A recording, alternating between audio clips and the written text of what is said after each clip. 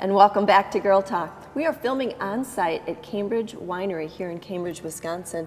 This is a new place for us to shoot these Girl Talk episodes, and we are loving it. Later on, we'll meet the owner, Frank Peregrine, and learn a little bit more about this new venture they have going here in Cambridge. Yes, I'm excited about that, and maybe we'll hop behind the bar and go grab a glass of wine. Maybe we will. We'll return our discussion next, though, to physical therapy, and with us we have a physical therapist and owner of the Sport and Spine Physical Therapy Clinics. Now, there's several of these clinics, and with us is Kurt Chapman, the owner of these clinics. Kurt, thanks for coming in today. Thanks for having me. So as people get going on an exercise program, what are some keys to reducing the risk of injury as they get started? Well, typically people that we see in physical therapy come to us because of an injury. And beyond their recovery in our clinic, our goal for most of our patients is to get them on some kind of independent plan that they can use to take care of themselves going forward. So some of the most important things, I think, are to find things that they enjoy to do, first of all. Have variety in their program. A lot of the injuries we see tend to be overuse types of injuries. So having variety, whether it's cycling, swimming, running for triathletes, or incorporating weight training, other types of classes, that's generally where we start as far as making a suggestion to them. Variety is the spice. Not only does it help keep it interesting, but avoid those overuse injuries. Absolutely. Yeah. So Kurt, what are some of the keys to making an exercise or fitness program sustainable for a long amount of time for these clients? I would begin with the idea that it's something they must enjoy first. It's a good place to start. Yeah, and I think cost sometimes comes into play as well. Something that's affordable, something that's accessible to them. For me, it happens to be running. It's easy to put on a pair of shoes, walk out the door and go.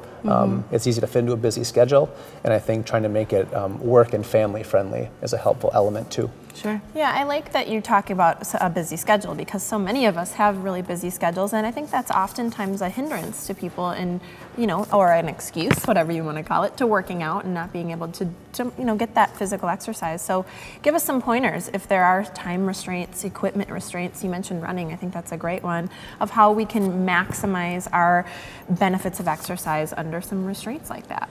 I think we look at a patient being able to do things at home independently a lot in our planning for their exercise programs.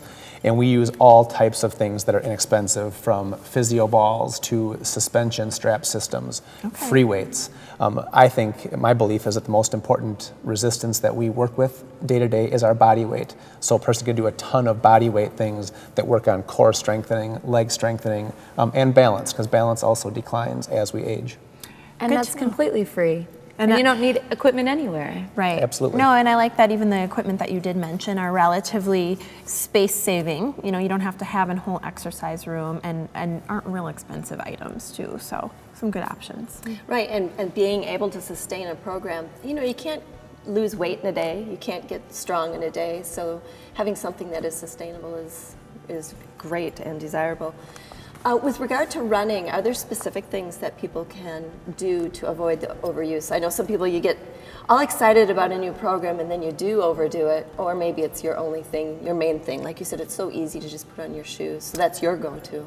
Definitely. And I think there are a lot of misconceptions and a lot of habits that people learned years and years, decades ago, that have been proven through science to not be the safest. For example, I remember when I was in sports in high school and college, we did a lot of static stretching before we would begin our exercise or our practice. And what we've learned is that doing more of a dynamic type of warm-up and something more movement-based to increase your body temperature and to get things moving better tends to be more effective.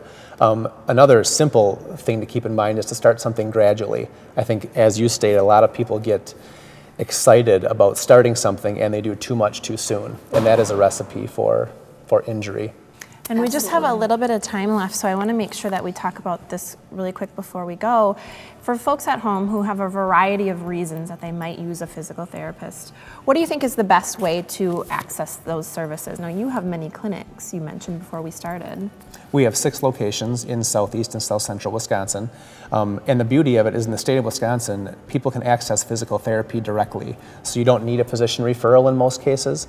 And in most situations, you can contact one of our clinics, go to our website, and learn more about us. Very good. Thank you so much for sharing that. Well, thanks, Kurt. This is Kurt Chapman. He's with Sport and Spine Physical Therapy Clinics, and he can be found right in Fort Atkinson.